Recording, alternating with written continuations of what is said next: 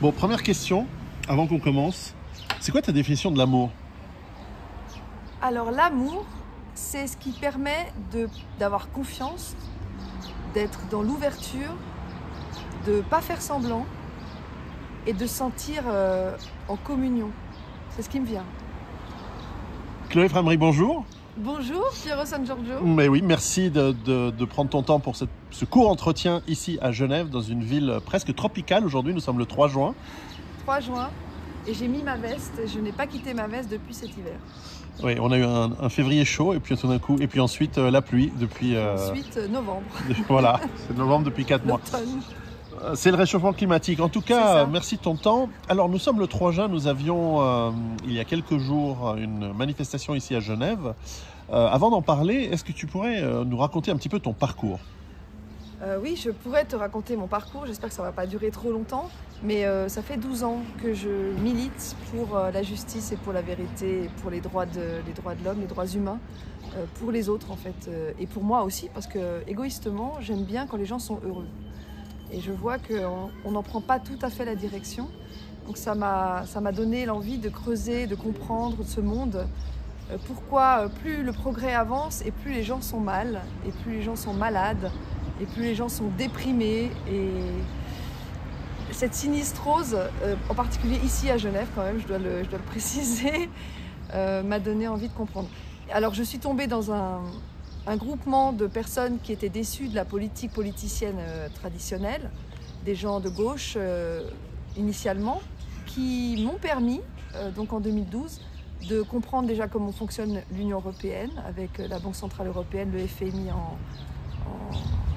en trio avec la Commission européenne, et puis de fil en aiguille avec les accords qui sont négociés à Genève comme TISA, qui était un accord de libre-échange en 2012 jusqu'à 2016, jusqu'à l'arrivée de Trump, qui était un accord qui n'était pas du tout médiatisé et qui permettait aux multinationales de s'accaparer tout le domaine des services dans le monde à coup de concurrence libre et non faussée, hein, toujours sous le prétexte de la liberté et de l'équité. Et de fil en aiguille, j'ai creusé et compris beaucoup de choses. Et maintenant, j'en fais presque mon métier, même si c'est bénévole. J'y passe mes journées, mes nuits, mes week-ends et mes vacances. Et j'y ai laissé mon travail. Donc j'étais prof de maths et j'ai été licenciée en septembre 2022. Tu peux toujours donner des cours privés, je crois. Oui, bien sûr. Bon, à ce qui paraît, tu es très bonne pédagogue. Oui, merci.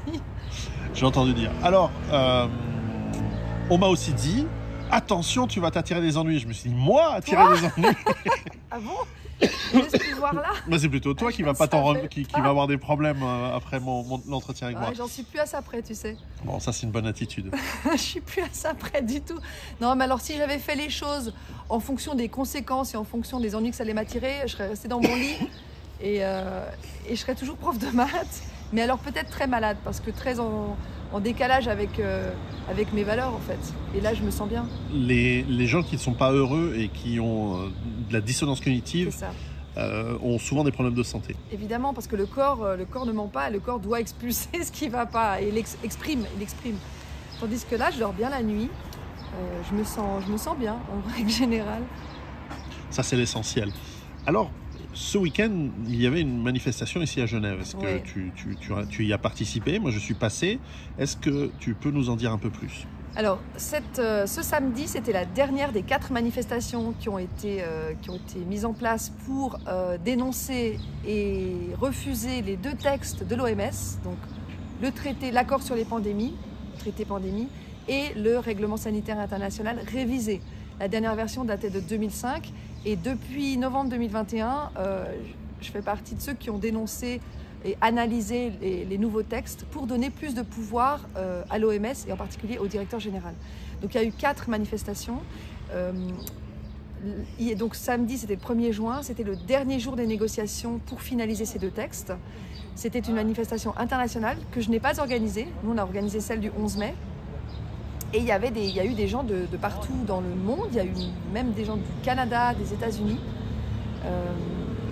Alors bon, j'ai quelques bémols à y opposer parce que On avait vraiment l'impression qu'il y avait les orateurs, et puis les barrières, et puis le carré VIP, et puis les gueux de l'autre côté. Mais quand même, ça participe d'un mouvement général, un mouvement global, pour montrer qu'il y a une grande part de la population qui n'est pas du tout d'accord avec ce que décide l'OMS, bien à l'abri des médias, bien à l'abri du grand public. Et effectivement, grâce, je pense, à la mobilisation générale, c'est en tout cas ce que Tedros Adhanom Ghebreyesus, le directeur de l'OMS, dit, eh bien l'accord sur les pandémies n'a pas abouti cette année. Ils entendent le reconduire, enfin le faire aboutir l'année prochaine. C'est une petite victoire, c'est une victoire, je dirais, mais quand même, le RSI, donc Règlement sanitaire international, est passé avec des pouvoirs renforcés pour le directeur général lors des prochaines urgences de santé publique et également, et ça c'est la subtilité, lors des prochaines urgences pandémiques. Tu sais ce que c'est qu'une urgence pandémique ? C'est quelque chose qui est susceptible d'entraver les trafics internationaux, susceptible de dépasser la capacité de réponse des États et susceptible de provoquer des perturbations sociales, économiques et je ne sais plus quoi, mais ça n'a pas grand-chose à voir avec la santé finalement. Donc en fait, c'est très arbitraire.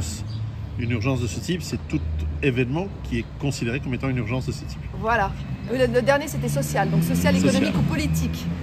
Donc voilà.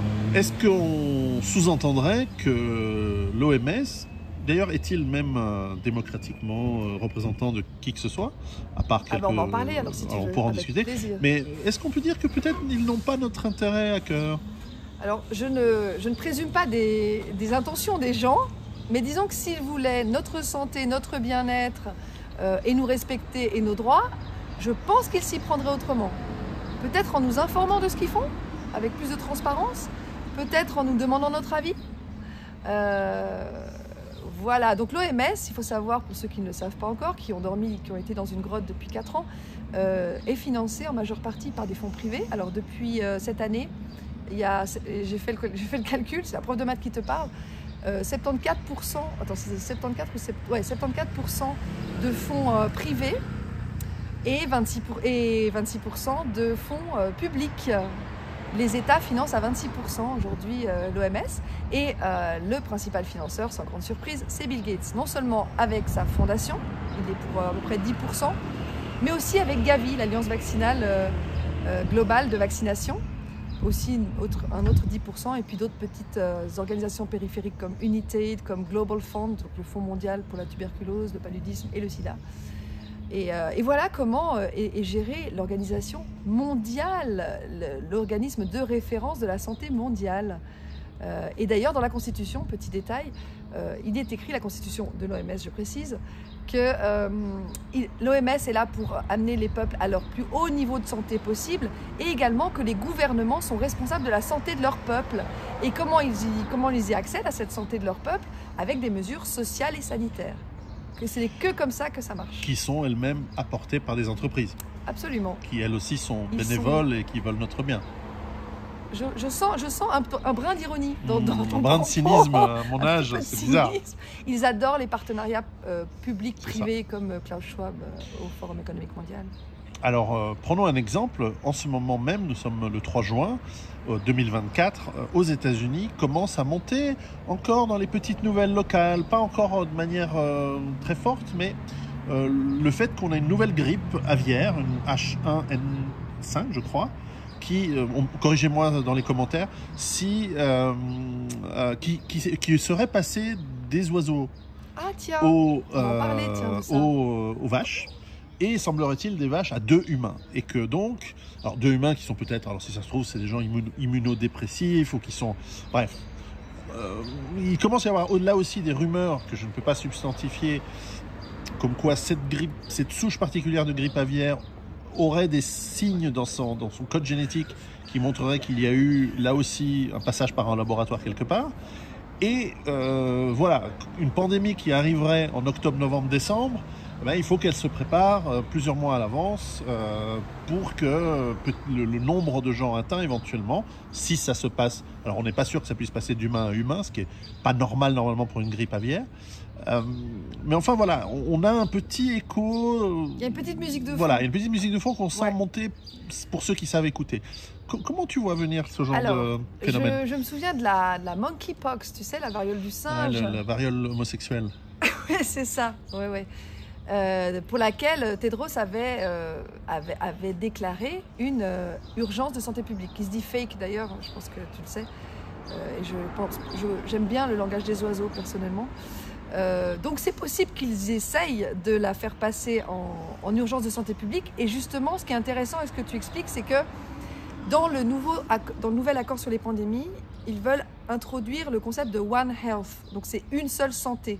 Ça veut dire animaux, plantes et humains sont tous dans le même panier. Ça veut dire que s'il y a un problème à l'un des 3 étages, eh bien tout le monde doit subir des vaccinations, des mesures. Oui, d'ailleurs, pardon si je te coupe, mais je voulais alimenter ce que tu dis. Justement. Parce que je l'oublie avant. Le Pfizer et Moderna aux États-Unis, ou AstraZeneca, pardon, je ne sais plus. On semblerait-il signer un accord pour plusieurs centaines de millions de doses auprès du gouvernement américain. Alors ils l'ont déjà fait avec l'Union européenne, on était censé recevoir chacun 10 doses. C'est pareil en Suisse, on avait l'équivalent de 10 fois la population suisse avec Pfizer. Nous, c'est essentiellement Moderna chez nous. Mais oui, ces contrats ont été signés. Et d'ailleurs, dans les contrats suisses, qui sont toujours caviardés, on peut lire à l'article 5.5, je m'en rappelle parce que c'était il y a moins d'un mois que je l'ai publié sur mes réseaux, l'article 5.5, que la Confédération, donc l'acheteur, est conscient du fait que Pfizer n'a pas de connaissance des effets, ne sait pas si c'est efficace, ne sait pas si c'est dangereux, mais qu'il faut leur faire confiance. Donc oui, les contrats se signent à l'avance. On avait vu aussi ça en août 2020 avec Moderna. J'avais alerté le 7 août, je m'en rappelle, lors du premier contrat qui avait été signé entre la Suisse et Moderna, alors qu'on n'avait pas du tout la composition des vaccins et que le vaccin n'était pas finalisé.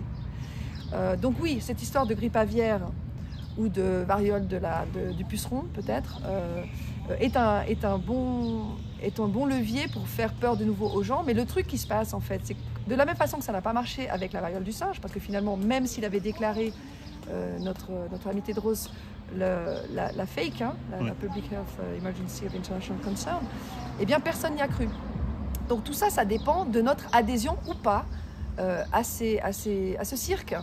Donc on va faire comme d'habitude, on va rester conscient, on va rester dans le bon sens et on va cesser de se faire manipuler. Alors, pourtant, dans l'histoire, des vraies pandémies, ça existe, avec des vrais morts. Alors, qu'est-ce que c'est qu'une vraie pandémie ? Moi, j'aimerais la définition de la vraie pandémie. Je n'ai pas de définition, mais simplement une maladie virale ou bactérienne qui se propage et qui finit par toucher une partie substantielle, comme par exemple pour la variole, de la population et qui tue une partie substantielle des gens qui sont infectés, c'est quelque chose qui arrive dans l'histoire. Alors, il y a eu des vagues de malades, de grippe et de morts. Mais a-t-on prouvé le lien de cause à effet ? Parce que de la même façon qu'avec le vaccin, on nous dit non, mais c'est jamais ça le problème quand les gens meurent ou ont des maladies extraterrestres, comment peut-on être sûr que c'est un virus, une bactérie ou une quelconque source d'un micro-organisme qui causerait une maladie. On a invité Anthony Brun, qui est un spécialiste vraiment des ondes électromagnétiques. Il nous a expliqué que les grippes dans le monde ont débuté avec les radiations, et y compris le cancer, le diabète et les maladies cardiaques. Qu'avant ça, on n'avait pas ces 3 maladies de civilisation, dites de civilisation. Et que la grippe, par exemple, de 1918, la grippe c'est soi-disant espagnole, qui n'a absolument rien d'espagnol. Du Texas, je crois. Voilà, c'est ça. C'est l'Espagne très excentrée. Elle est venue avec des militaires qui étaient fraîchement vaccinés et avec les ondes radio. La grippe de Hong Kong, elle est venue avec, je ne sais plus si c'était les satellites. 1958 1969. 69, c'est ça. Alors il y a toujours... Il y a l'histoire d'ondes et puis il y a des métaux qui résonnent et les métaux, on les retrouve dans les vaccins. Je ne veux pas faire... D'accord, voilà, intéressant. Ça, c'est à force de creuser, de voir des personnes qui ont vraiment étudié le sujet. Et puis je rappelle juste, au passage, les travaux d'Antoine Béchamp, qui sont dans un... Moi, je l'ai là, le livre, un petit résumé fait par Brigitte Faux, 120 pages, que je vous conseille, dans lequel il parle des microzymas. Alors, on ne va peut-être pas développer vraiment aujourd'hui, mais c'est ce qui est pris pour des microbes, en fait. Microzymas, c'est des petites particules bien plus petites qu'une cellule, qui sont là, y compris quand on est mort, disons, ces petites particules sont toujours vivaces et restent dans l'air. Et effectivement, c'est des petites choses qui peuvent être assimilées à des virus. Il faudrait regarder ça de près. D'accord, donc en fait, tu peux anticiper ma question, c'est très bien, parce que ma question était en fait, comment déterminer une vraie épidémie, plus que pandémie, épidémie.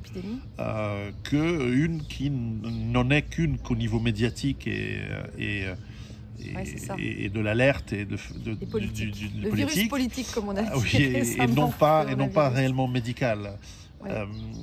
Parce que le risque serait si je me fais l'avocat du diable, littéralement, si on dit non à chaque fois qu'il y a une alerte, il se peut qu'une alerte de temps en temps soit réelle. C'est comme quand on crie au loup, hein, à force de crier trop au loup, on n'y croit plus. C'est ça.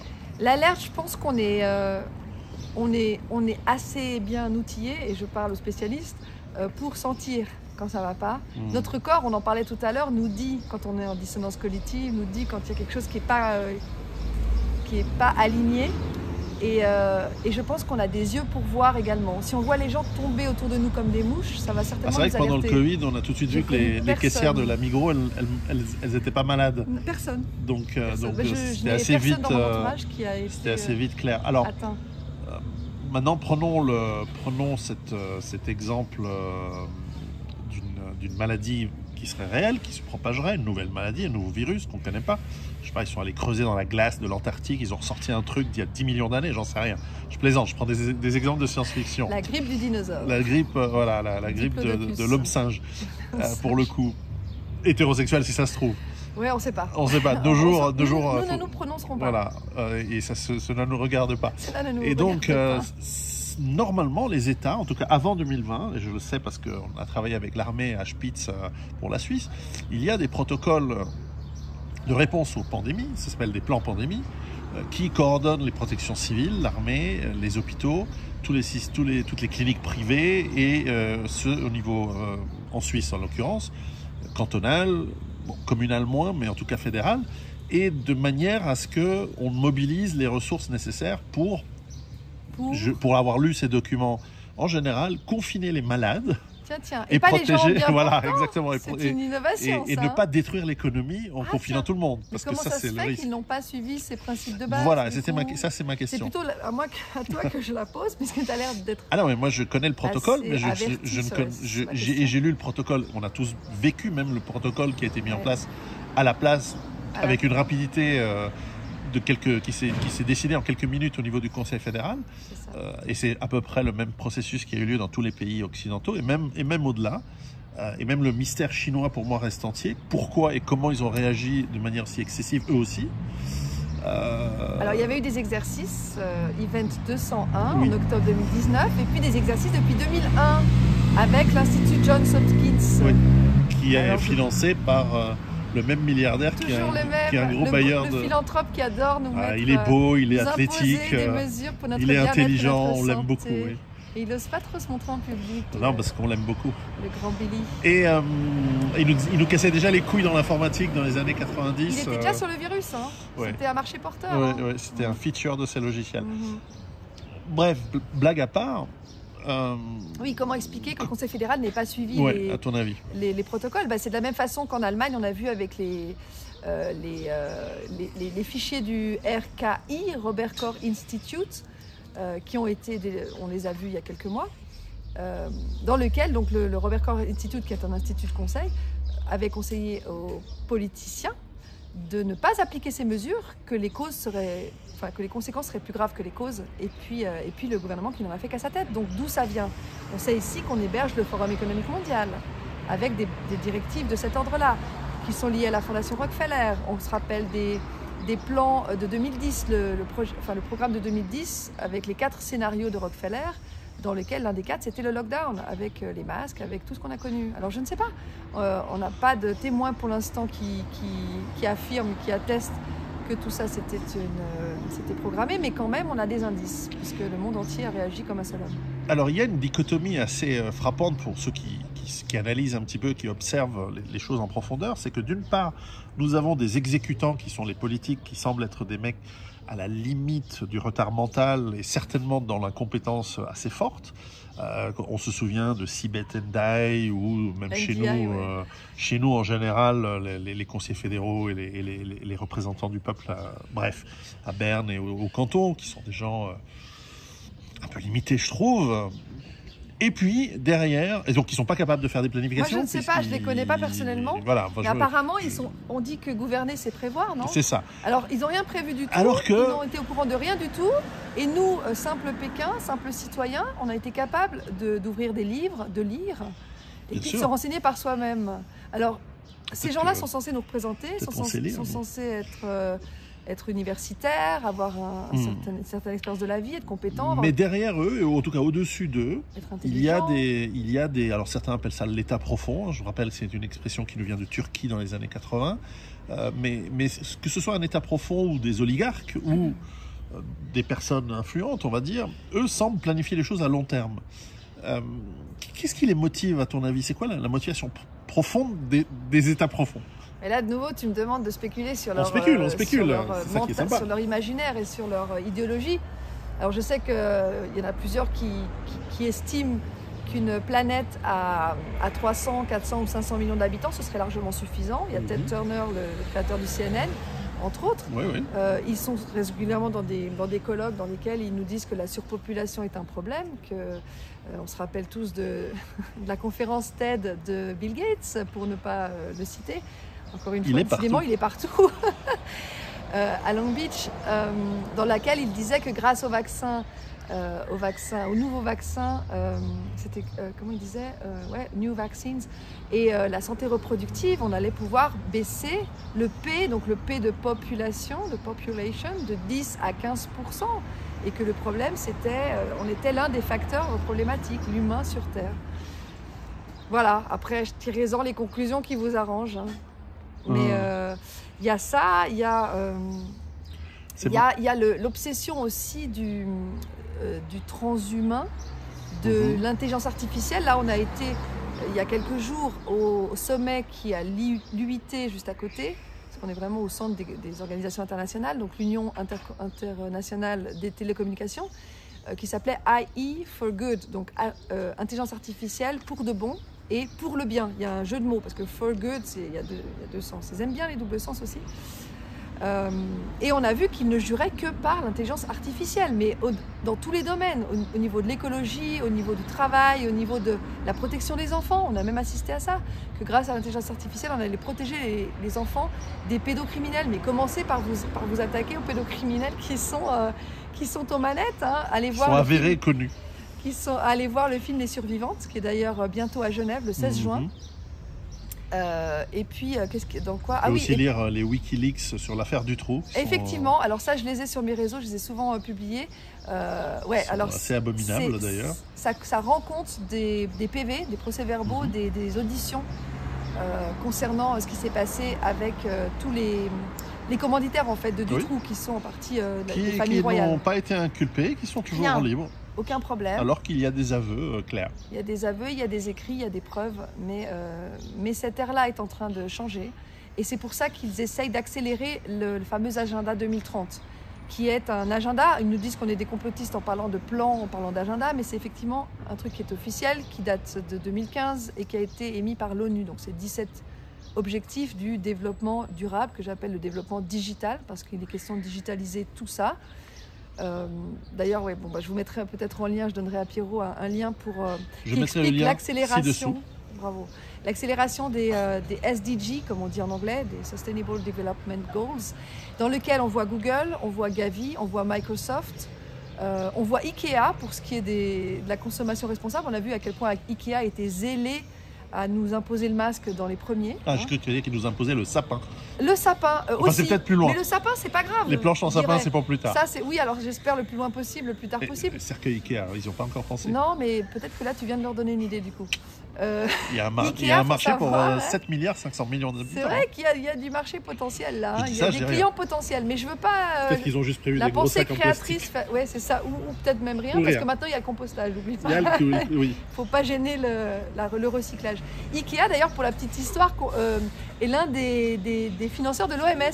C'est ce que j'ai découvert dans l'une des dernières enquêtes que j'ai faites. Donc voilà, donc le digital, le transhumain, le transhumanisme, l'intelligence artificielle et puis moins de monde, parce que on commence à déranger un petit peu. Je dirais encore une dernière chose, tu sais, la présidente actuelle de la Suisse, Viola Amherd, ça ne s'invente pas, a dit au Forum économique mondial cette année en janvier que les gens, une partie du public se méfiait d'eux. C'est bien, ils mettent du temps à comprendre, mais à la fin, ils finissent par savoir. Je t'ai dit qu'ils ne sont pas finis. Mais qu'ils sont inquiets de cette méfiance. Ce n'est pas les couteaux les plus tranchants du tiroir. Alors, on a ce point commun de prendre les choses un peu avec humour, mais je vois que tu travailles tes sujets dans le factuel et dans le travail, dans le travail précis, et donc dans la recherche.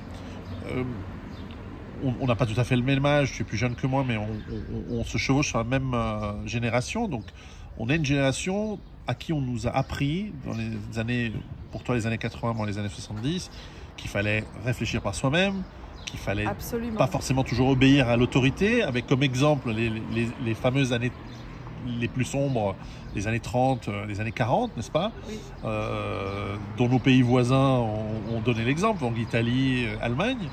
Et puis les États-Unis depuis ils n'ont jamais arrêté. Enfin, l'Union soviétique aussi. Et donc, ce travail de libre penseur, de libre penseuse, t'a amené quand même à avoir des soucis. Oui.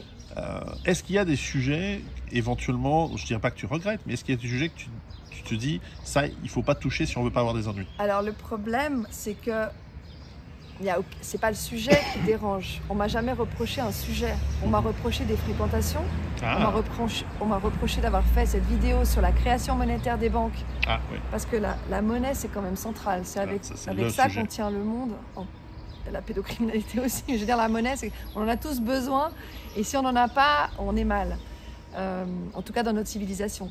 Donc, c'est à cause de cette vidéo de 2019, de mai 2019, pendant les Gilets jaunes, que je me suis attirée, j'ai pas fait exprès, mais que sont tombés sur moi la CICAD et le DIP. Pourquoi la CICAD? La CICAD représente des intérêts juifs en Suisse. Si ça peut exister, un truc comme ça, enfin, ça, ce qui paraît, il faudra leur demander. Moi, j'en connais pas beaucoup, mais un petit peu quand même personnellement. En quoi parler de la finance et de la banque touche la CICAD? Le fait que je sois aux côtés de Dieudonné. Ça a été écrit dans un courrier qui a été rédigé donc une semaine après la vidéo, envoyé au DIP, sur lequel la conseillère d'État en charge du DIP a répondu, je crois, 4 jours après. J'en parle dans mon livre que je suis en train d'écrire d'ailleurs. Il y a eu un acharnement de la part de la CICAD que je n'ai pas compris. Parce que je n'aurais rien fait personnellement, et puis j'ai rien contre les juifs. En plus, c'est pro-immigration. Moi, je suis pro-humain, en fait. Arrête de dire n'importe quoi. Je suis pro-humain dans toutes ses formes. Ça va. Je te pardonne.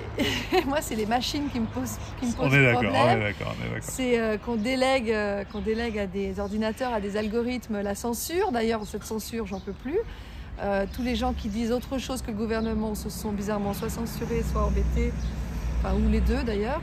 Bref, on s'égare. Non, donc, je te lance pas sur l'intelligence artificielle. Ça n'a rien à voir. Non, parce que là, on risque d'avoir une vidéo qui dure un peu trop longtemps. Donc, c'est pas ce que j'ai dit le problème. Et d'ailleurs, j'aurais adoré pouvoir débattre du contenu de ce que j'ai expliqué, creusé, analysé. Mais il n'a jamais été question du contenu. Il a été question de l'enrobage, de qui je fréquente, de où je me trouve. Et vu que j'étais dans des manifs pour la liberté, j'étais forcément d'extrême droite, fasciste, antisémite. Comme tous les gens qui aiment la liberté. Bon, antisémite, c'est plus délicat parce qu'il y a des gens dans tous les camps, en l'occurrence. Parce que je suis de gauche déjà de base. J'ai jamais été droite de ma vie, que ça soit clair une fois pour toutes. Pas grave. Et de toute façon, maintenant, je ne crois plus que ça veuille dire quoi que ce soit, puisqu'on a vu que les plus gros vendus, c'était les gens qui étaient censés défendre l'humain, à savoir les gens de gauche, en tout cas dans mon idée, c'était ça. Et j'ai vu que c'est tout le contraire. Mais toujours est-il que tous ces anathèmes, tous ces qualificatifs ne me correspondent absolument pas. Ouais. En plus, n'est-ce pas contre-productif de toujours hurler, on parlait de hurler au loup, de toujours hurler, alors puisqu'on a mentionné le mot qui fâche, l'antisémitisme, etc. Est-ce que c'est pas finalement, moi j'avais toujours dit, on n'est pas là pour défendre Dieudonné ou quoi que ce soit, mais quand on dit que Dieudonné c'est Hitler, moi, je suis désolé, c'est hyper grave. Hitler, il a tué des gens quand même. Dieudonné, pas à ma connaissance. Clairement, quoi. Donc, en tout cas, il a donné des ordres. Donc on peut pas comparer. Enfin, je veux dire, c'est extrêmement insultant pour le coup envers les vraies victimes de l'Allemagne nazie. Donc, les gens qui utilisent ce genre de choses, c'est des inconscients. et ils ne se rendent pas compte, un peu comme le gouvernement israélien à Gaza en ce moment, à quel point ça fait du mal à sa propre cause. Je dis ça, voilà, je referme la parenthèse parce que on ne va pas aller là-dedans, mais bref.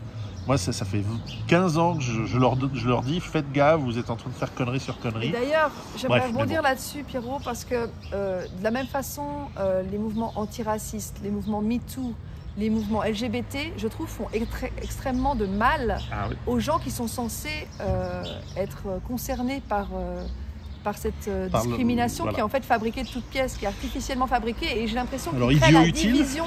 Idiot utile ou inconscience? Alors, ça, après, chacun, ça appartient à chacun, mais je dirais que de faire des clivages entre vaccinés, non vaccinés, hétéros, homos, femmes, hommes, vieux, jeunes, homo, trans, ils se détestent, blancs, noirs, ça crée des clivages, ça crée des divisions qui ne seraient pas là si on arrêtait de vouloir mettre des étiquettes, en fait, tout simplement. Dès qu'on met des étiquettes, on est dans la division. Donc, vivons ensemble en harmonie comme on le fait très naturellement plutôt que de se mettre à chaque fois une étiquette, quoi. À quoi ça sert? J'avais envie de dire une étoile jaune. Oui, mais non. Mais non, on peut pas. Chloé Frémery, merci beaucoup. Comment peut-on connaître ton travail, te rejoindre? On va mettre un lien ci-dessous. C'est assez simple. Le plus simple, c'est d'aller sur mon site, Chloé Frémery, tout attaché en minuscule sans accent, .ch pour la Suisse. Et vous avez tous mes réseaux sociaux dans le bas. À savoir juste une chose, c'est que LinkedIn, on me l'a posé plusieurs fois cette question, j'ai été censurée sur LinkedIn il y a maintenant 2 mois parce que j'ai osé mettre une pétition, diffuser la pétition de Vanessa du collectif Parents qui s'oppose à l'éducation sexuelle à l'école. Voilà, donc je n'ai plus mes entrées à LinkedIn. Ils me demandent mes papiers. Les enfants, il faut les choper quand ils sont jeunes, hein, c'est comme ça. Ah Pierrot, je sens ton cynisme. Oui, non mais c'est parce que c'est le sujet qui m'a fait basculer de l'autre côté, quoi. D'accord. Et donc là, ils m'ont déclaré la guerre. Ouais. Alors ils m'ont pas chopé, hein, mais ils ont déclaré la guerre à mes gosses et à moi. Ils aiment bien la guerre de toute façon. Et donc tôt ou tard, ils vont m'entendre. Et c'est encore une fois l'OMS, avec les standards de l'OMS, qui nous explique le mode d'emploi. Je connais plein de gens à l'OMS qui ne sont pas d'accord avec leur direction et la révolte gronde en interne aussi. Intéressant. Sujet pour une autre discussion. Okay. Chloé, merci beaucoup. Merci Pierrot. Et à très bientôt.